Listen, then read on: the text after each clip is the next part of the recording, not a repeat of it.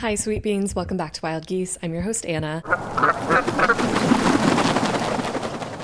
Today's episode is actually something I recorded and put exclusively on Substack as a bonus episode back in January. But all of it is still very relevant to me and my friends. I was actually out last Friday with a friend who was talking to me about how when she's really down, she feels like she starts talking to this voice in her head that's kind of like a camp counselor. Like, it's very compassionate, but it also holds her accountable and doesn't really deal with her shit.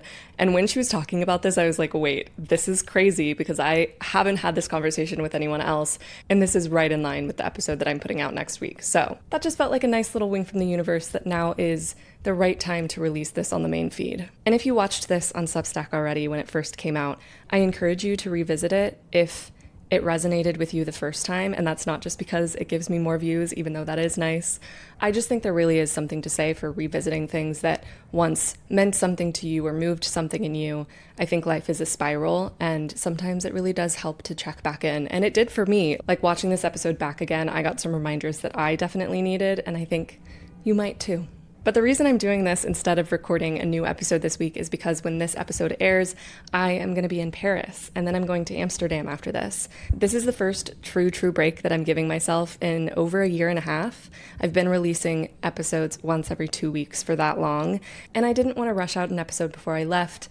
I want to give myself some space to truly do no recording, no researching, no outlining for Wild Geese whatsoever. I think I just need some feet on the ground, head in the sky time, so I'm excited for that. But re-releasing this episode and watching it back again has brought this idea of the inner caretaker back to the top of my mind. Like, that part of us that notices when something is off and says, like, hey, we need support right now. For me, that voice is really easy to ignore. Like, I'll put off doctor's appointments because I don't want to make the call and then sit on hold and then just be told that the next appointment is like months away. It just feels like too much when you're already emotionally exhausted. That's why today's episode is sponsored by ZocDoc.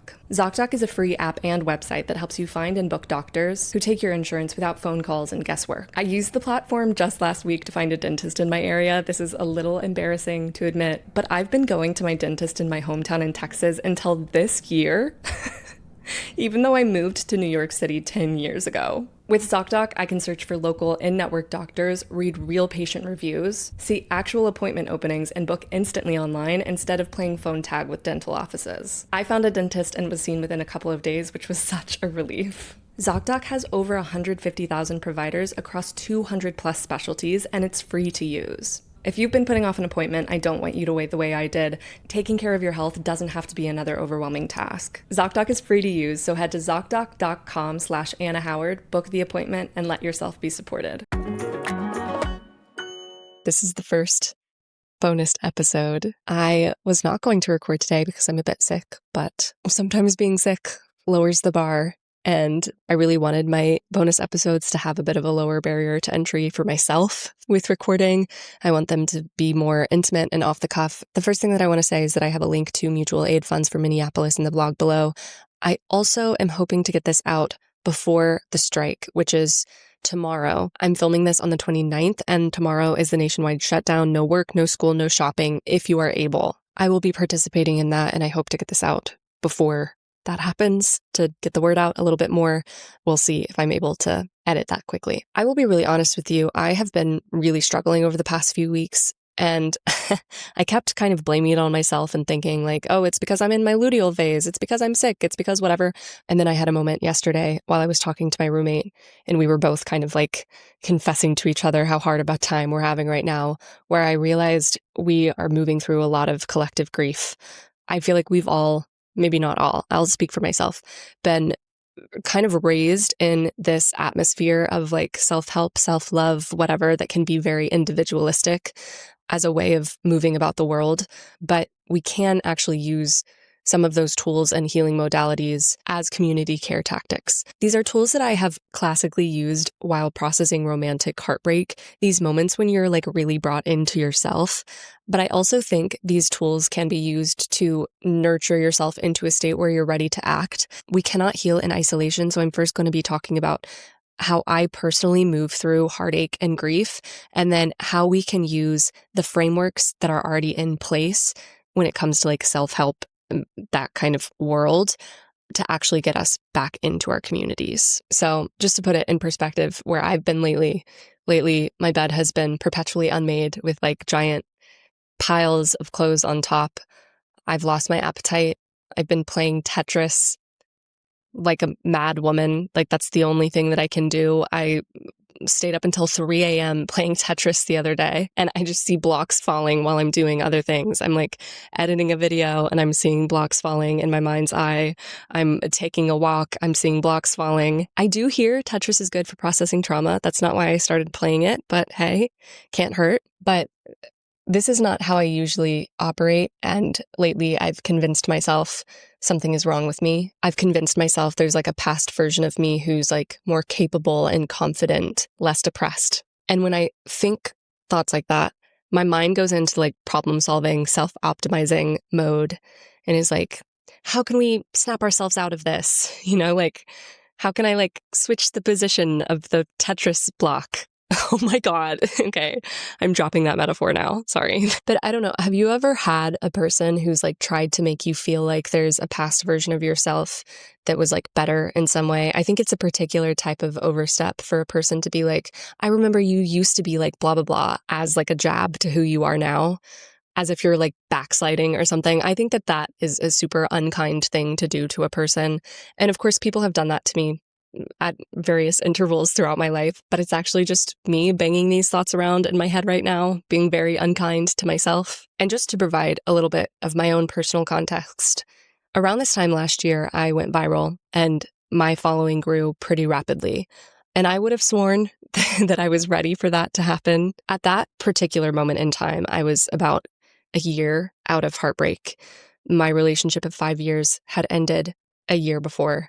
And I was like really on the up and up, you know, is what it felt like. I had spent a whole year tending to myself. Romantic heartbreak brings a particular flavor of self-love into my life every time. It definitely has its own notes of like shame and embarrassment to wade through for sure, but it has always had this way of bringing me closer to a part of myself that is committed to nurturing and tending to myself. And I wrote a little bit about this in a past Substack essay. It's called Turn on the Big Light, and I'll read a little blurb of it. It says, I remember I started using body lotion and body oil after my first breakup. Suddenly, I was a child in my own care. Not literally. I still had parents. I just mean, I think I was realizing that I had to care for myself for the first time. I was 17 and heartbroken, sitting on the shower floor with water raining down my back. Tending to myself in new ways felt like rebellion against abandonment. You think I care that you don't care for me? Watch. I'll do it better than you ever could. After my last breakup, I started throwing solo dance parties in my room and doing facial massages, religiously following a woman on TikTok who had the perfect 10-minute routine. I signed up for a gym membership to a climbing gym, looked myself in the eye in the mirror. People talk about breakup glow-ups as if they're a revenge plot, and maybe they have been at times. Maybe they start that way. In my rage-fueled endeavor to show them I'm better off, I actually became better off. Spite doesn't fuel the evolution, it just lights the fire. So, all that to say, I think when I'm going through romantic heartbreak, I've found a way to like get in touch with this part of myself that can hold me through it. And a year ago, before my following grew, I was in this space where I felt like I had a connection to a voice in my head that was like a mother. And I don't know a better way to put it. I had gotten to a point where I had 2 feet on the ground and I had this like loving, tending, nurturing voice of a mother in my head. And I don't mean I was literally hearing my mom's voice. I love my mom and she still mothers me in all the ways that a mother of a 28-year-old woman can. But it reminds me of Katie Gavin's song, The Baton, which if you haven't heard this song, I need you to pause this episode and go listen to that song. It's like a revelation. But the lyrics go like this. It says, oh, if I had a daughter, I know what I would tell her. I know what I would tell her when she's old enough to know. I would tell my daughter, I don't know why I'm about to cry. Sorry. I would tell my daughter she must be her own mother because I can only take her as far as I can go. Wow, this is really, it's getting to me. Wait, pause, because the way my hair is flipping out right now, I saw this thing the other day that was like, that bob is not a bob, it's a Robert. So now that's what I'm going to call my hair anytime it's not doing what I want it to do. My hair is being a Robert right now. But the point is, I was learning how to do that for myself. I was learning how to be my own mother, for lack of a better word. I know that that wording will not resonate with everyone, depending on what your relationship with your mother is. But, caretaker, nurturing figure. I was learning how to attune to that voice in my head in moments of self-doubt. When I was struck by the heartache or shame or embarrassment of like some guy ghosting me, and I was like feeling like I was falling into a rut about it, I could say to myself, it makes total sense why you would feel this way. You can cry, like let yourself cry. Maybe it'll feel better to cry in the shower. Do you want to try that? Or it would be like a thought about how dumb and embarrassing I am pops into my head. And then this voice would come on and just say like, that's a story that we don't have to tell ourselves. Like it was just a voice that was without shame. And I know everything I'm saying can be flattened into like, oh, all she's talking about is self-love. And self-love has been so mainstream talked about since the 60s, whatever. Doesn't matter. The thing about this voice is that it's not that like self-indulgent version of self-love and self-care that is like weaponized in order to justify self-absorption and bad behavior. Instead, it feels like an inner caretaker that will point out maladaptive behaviors with questions instead of accusations. It's like gentle in its refusal to use shame as a motivating tactic. I can only hope that you know the voice that I'm talking about. But anyway, last year I could hear her. I was like carrying around that voice with me everywhere I was going. Validation, motivation, groundedness, all of these things were coming from her, aka me, but you know what I mean. Parts work, I guess. I don't really know enough about therapy speak to say that this is parts work. But what happened then, though, was that hundreds of thousands of people overnight started to give me feedback. They watched a video I made about taking notes on YouTube, and comments, like waves of comments, were starting to come in, swinging rapidly from overwhelmingly positive, like praise and love, to condemnation. We don't need to talk too much about hate comments and what that feels like. You probably know what that feels like to some degree.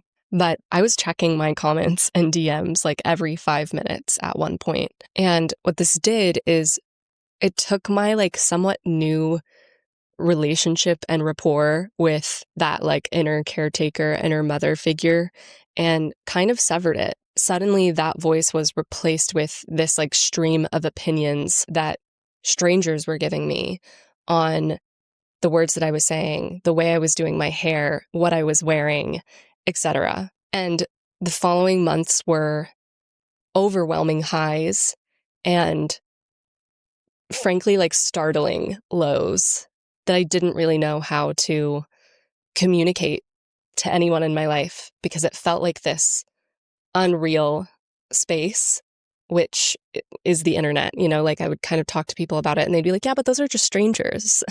But I would feel my heart rate jump every time I looked at comments. And I would be like leaving my desk to go to the bathroom and check comments, and my hand would be shaking. In the same breath that I was becoming addicted to feedback, I was also becoming largely like numb to the positive feedback. And the whole time this was happening, I knew it was logically not good for my mental health. I was like having strategic conversations with loved ones about how I can check the comments less. And I was also getting into a relationship at this time. So my focus on holding that like heartbroken part of myself slipped. It was suddenly like, well, I'm getting so many nice comments and I have this loving boyfriend, like the validation is external now. And I stopped tapping into that like mothering voice inside of me as much. And I started hearing this voice that was like, you've lost your touch. You don't know what you're doing anymore. You used to. There was one moment that you knew what you were doing, and it's gone now. And I think I held on through this, able to continue like business as usual until January hit. And this past January has been rough, to say the least. At first, I was like going through my luteal phase and I was like, this is not normal PMS. You know, I go through these crazy cycles. Like I need to get into like cyclical living. Maybe I have PMDD. And then I got sick and I was like, well, now it's because I'm sick. And then I started seriously considering the state of the world, the rise of fascism, the murders in Minneapolis. Of course, they've got me down, but I didn't really think of them in terms of heartbreak. And like I said at the beginning of this episode, I think we're moving through like collective heartbreak, and waves of comments can't carry me through heartbreak. My boyfriend cannot carry me through this heartbreak. He's going through it too. So I started thinking about that woman I was a little over a year ago. Like, how did she get through heartbreak? And I came to this in her mother. Like, she had that like caretaker with her. It's not like she knew something I didn't know or had access to something that I now don't have access to. This heartbreak feels very different than romantic heartbreak. And I think that's why it was hard for me to spot the need for this kind of tending, because this feels more like grief and terror, like anxiety, versus romantic heartbreak is more like shame and just like straight sadness. Definitely grief, but less fear. But even though it may feel different, it may still be asking for something similar. So I can access that nurturing voice when I have thoughts like, I'm not doing enough.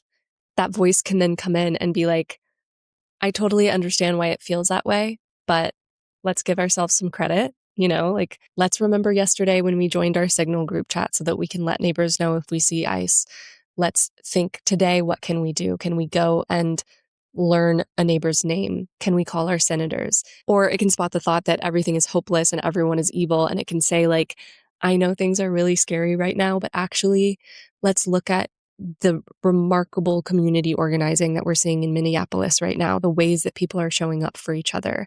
Can we take a second to gather evidence that people are actually good? So that's one way that I feel like I can take personal self-talk and use it in moments when I'm having thoughts that actually are not just like internal, you know, like it's a collective heaviness that we're moving through. If I can attune to that inner narrative enough to stop myself from isolating, then I can go out into my community. And I saw Elise Granada's post, Resolutionize Your Community Involvement, and she's talking about how we already have these frameworks around building resolutions for the new year. We can take the tools that we already have from self-help, engaging with that world so much, and transfer it over into community involvement. So in the same way that we talk about like our 2026 New Year's resolutions, and we talk about those with our friends, we like declare them, we set specific parameters around them, specific expectations for ourselves. And, you know, we can debate the efficacy of that all we want, but Elise is saying, at the end of the day, it is a good motivator to start. And yes, there is a high likelihood that you will fail. But she says they're also a great way to begin, a well-worn neural path normalized by millions of us who have no hesitation saying, I want to try this, and here is how I plan to do it. Why is community building and local action such a comparatively hard nut to crack? If we can figure out how to meditate, why can't we learn our neighbors' names? And she cites Linda Nguyen Lee's TikTok, which I actually saw a couple weeks before reading this essay and thought it was really interesting. Her resolution for this year is that she was going to volunteer once a month. And if she didn't do that, she would have to donate $50 to a nonprofit. And I'm tempted to steal this resolution, maybe switch it around a little bit to fit my needs. The way that she puts it so simply of like, just get to know your neighbors, just like know your neighbors' names. I feel like in the past, when I've looked for ways to get involved, I've always been hoping for some organization or some like institution really to like tell me like, this is how you do it. This is where you go. This is what we do. And it's been over the last couple of years that I've slowly come to realize that it won't look like that. And I'm just remembering I have an old episode of Wild Geese where I gave myself a challenge to talk to a stranger a day. And I was like keeping track of the strangers that I talked to. And I think I want to get back to some form of that, maybe even in a more strategic way. Like, I remember reading a Substack months ago at this point that was about this couple that just decided that They would sit outside of their apartment in lawn chairs, drinking their coffee every morning. And everyone that walked out of the building, they would invite them to come drink coffee with them. And that was their way of community building. And it's not like they had a lawn to sit on. It's not like they had a backyard to invite people to. It was really like they were on the sidewalk in front of their apartment in lawn chairs. And little by little, the people in their building did actually start to join. And then suddenly they were like throwing potluck dinners together. And I think a lot of people, when they talk about community building, being a villager, being a better villager, whatever, they're talking from this place of we're losing the ability to build community and whatever. But I actually think a lot of people in my generation, I'll speak for myself, like never learned how to do that in the first place. I also think it kind of goes without saying that an online community is never going to replace an in-person community. And I've been doing a lot of grappling with what it means to be a content creator right now, what the ethical implications of like every move that I make are. How can I promote a sense of activism and agency and community involvement that reaches beyond my comment section? Because I'm honestly uninterested in engaging in my comment section, and I obviously need the engagement in order for my content to like get out there. But it is clear that like the real sense of community is not there. I hope that there's a spark there. There's something that can like push us out of our homes there. But ultimately, I can't sell you a product that will get us out of this situation. This can only be one tactic that I'm employing to practice my own agency. But then I have to like get out of my fucking house and go do something like this volunteering resolution. I read an essay by Brendan Holder called Are Influencers Ready for the Warfare Economy? And even just the title alone, I was like, holy shit.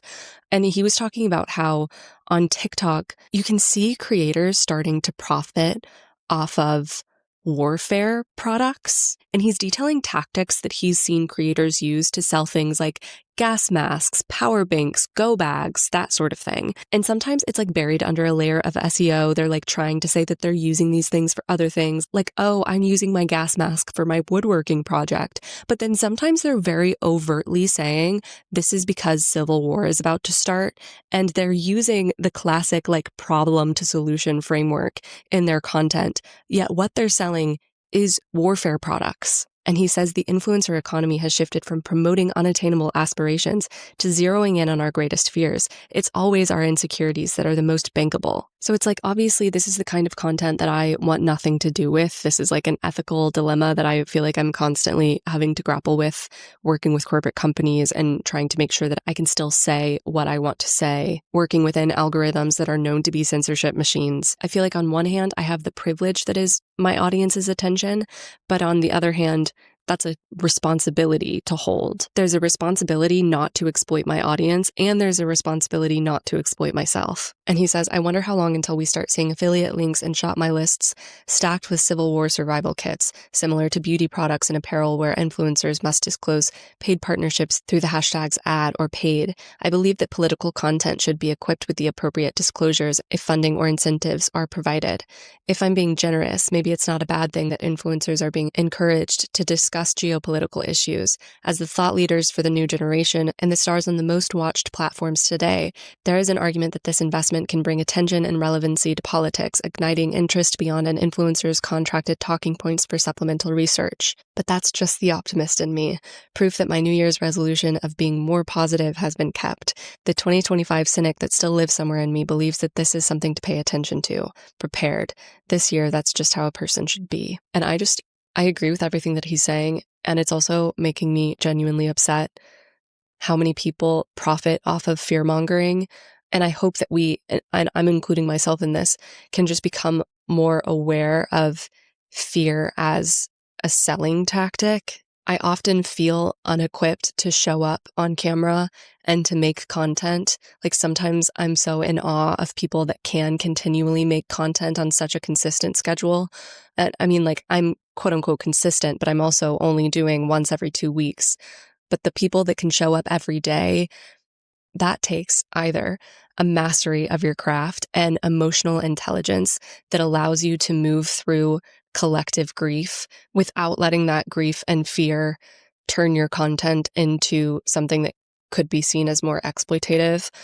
Or it takes just being exploitative. People can be so consistent because they are allowing their fear and their grief to seep into their content and make fear-mongering actually be a money-making thing. I don't want to conduct myself that way. So I think I have to be kind of in communion with my own natural rhythms. I have to be attuned to the fear and grief in my own body and know that, like, when I am feeling overcome by these things, I can break everything down into the tiniest steps possible. And instead of saying like, oh, okay, I'm going to clean my whole room today, I can clean one corner of it. Instead of saying I'm going to do all of the dishes, I can do one dish. Instead of feeling that fear and grief and lack of artistic inspiration and like doubling down and saying, no, I've got to create something today. I can take the tiny step of striking up a conversation while I'm in the elevator. I can take the tiny step of scheduling this month's volunteering opportunity. I can be a bit compassionate with myself because people can see making content like this as like all fun and games, but there is a real cycle of exploitation in the creator economy that I can either ignore and allow myself to fall into, or be really aware of it and try to be intentional with every decision that I make. I don't know. None of these are like fully formed thoughts, but a conversation that me and my boyfriend have been having a lot is like the difference between cat time and dog time. I'm such a cat time person. Like, my perfect day is just hanging out with like max 3 other people that I really know and love. And we're like reading books and petting cats and eating good food. Getting into a big group really makes me anxious. And I know that I have it in me to isolate in really unhealthy ways that are like not conducive to building networks of like real, genuine social care. And I feel like I'm in a period right now where I'm like trying to find the balance between rest and like real, legitimate moments of like needing to be by myself and hunker down and have that cat time, and moments when that's what I want, but it's not actually what I need. What I actually need in order to like pull myself out of the depths of despair is to like follow an action plan, like this resolutionizing our community care, like have something that I can actually go and do in person with other people instead of sitting in my room clicking from tab to tab with my head like humming full of empty thoughts, wondering why I feel so unsettled. And then obviously there are times like right now where I'm like legitimately sick and should really be completely resting. And I'm not doing that. So I guess I should go do that. I don't really think that there was much of a conclusion here, but that's my conclusion. I need to go to sleep now. Goodbye.